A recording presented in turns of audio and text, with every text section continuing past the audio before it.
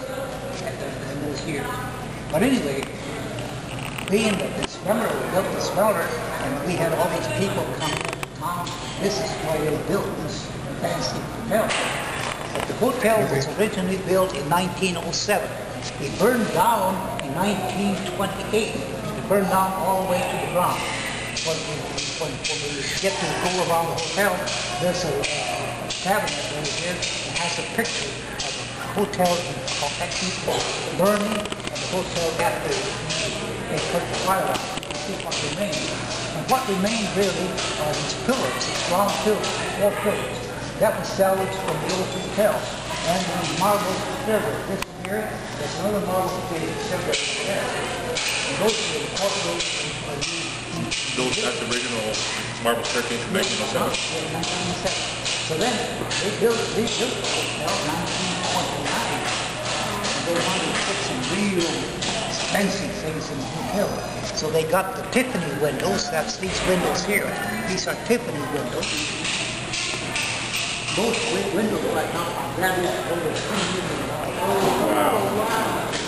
You can see the windows. Just little planks. Now, this here, all these skylines here are painted glass. So they're really not expensive. But if you notice up on top of the pillars, there's a gold glitter. There's 300 tons of gold.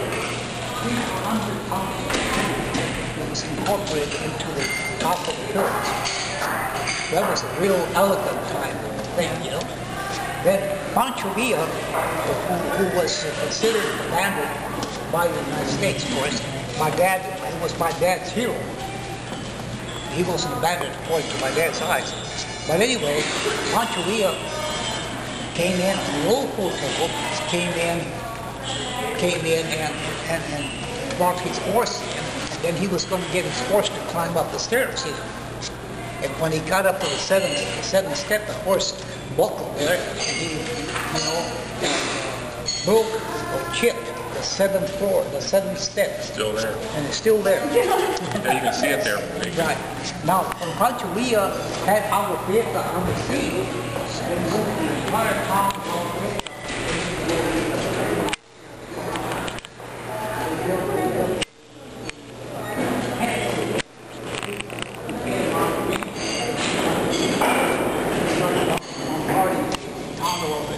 Agua at that time was a very strategic point for the government.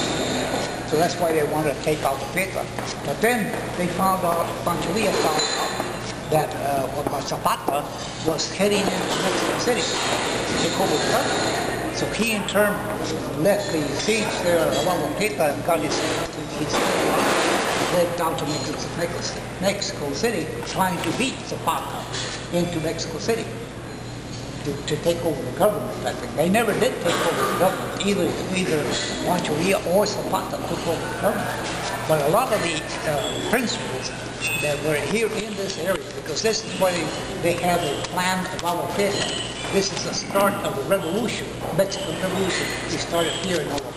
This is where all the documents and everything was seen, the plans to take over the government. And some of the principles, Obregón, all of these big figures who later became president of Mexico were from this area here. My dad got to know every one of them. My dad got to know them personally. So what did your dad do, George? My dad was working at the time that Pancho Villa was there. He was the head of the customs. He was the treasurer of the customs in Agua. And I told him, I used to ask him, I said, you were the treasurer of the Aduana? I said, how many bribes did you get? And he said, you don't talk about that. Was it on the Mexican side or the U.S. side? Yeah, on the Mexican side. And then, of course, he immigrated. And when he immigrated into the United States, he started working for the smelter, the old smelter. We had 2 smelters. We have the old copper clean and we have the old smelter here. That's what we call it, the old smelter.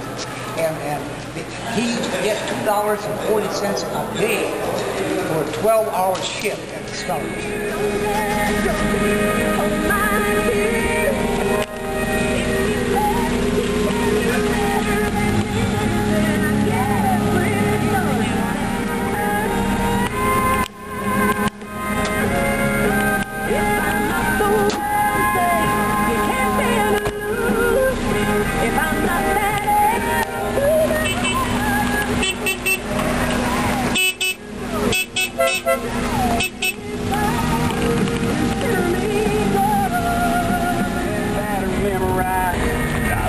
stuff they put inside.